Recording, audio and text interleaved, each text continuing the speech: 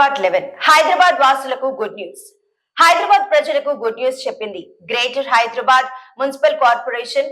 KBR park వద్ద ఇప్పటికే park వద్ద multi level mechanised parking complex ను ఏర్పాటు చేయనున్నట్లు ప్రకటించింది. ఇందులో భాగంగా పార్క్ వద్ద multi level mechanised parking complex ను నిర్మించడానికి టెండర్లను ఆహ్వానించింది.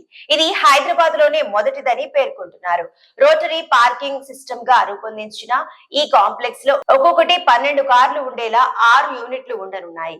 అదనంగా 20% స్థలం కాఫీ కియాక్స్లు, ఈవీ ఛార్జింగ్ పాయింట్లు, మినీ మార్ట్లకు కేటాయించారు. ప్రస్తుతం అగ్రిమెంట్ ప్రకారం హైదరాబాద్ లోని కేబీఆర్ పార్క్ లో 27 కార్ల multi level mechanised parking complex ఒప్పందం కుదిరిన 6 నెలల్లో పూర్తి చేయాలని అధికారులు పేర్కొన్నారు. రియల్ టైం పార్కింగ్ అప్డేట్లు, స్మార్ట్ కార్డులు, ఆన్లైన్ చెల్లింపులు, live slot tracking, advance slot booking వంటి ముఖ్య ఫీచర్లు ఇందులో అందుబాటులోకి తీసుకురానున్నారు. హైదరాబాద్ లోని కేబీఆర్ పార్క్ చుట్టూ ఉన్న మొత్తం 6 జంక్షన్లను అభివృద్ధి చేయడానికి తెలంగాణ ప్రభుత్వం అక్టోబర్ 4న మొత్తం 826 కోట్ల విలువైన ప్రాజెక్టులకు ఆమోదం తెలిపింది.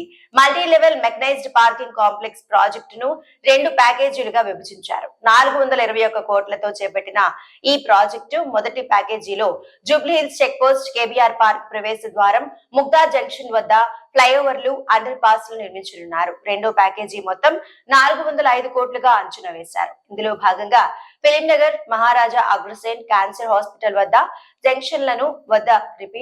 జంక్షన్ల వద్ద పలు నిర్మాణాలు చేపట్టనున్నారు. సాధారణంగా జూబ్లీ చెక్ పోస్ట్ వద్ద భారీగా ట్రాఫిక్ ఉంటుంది.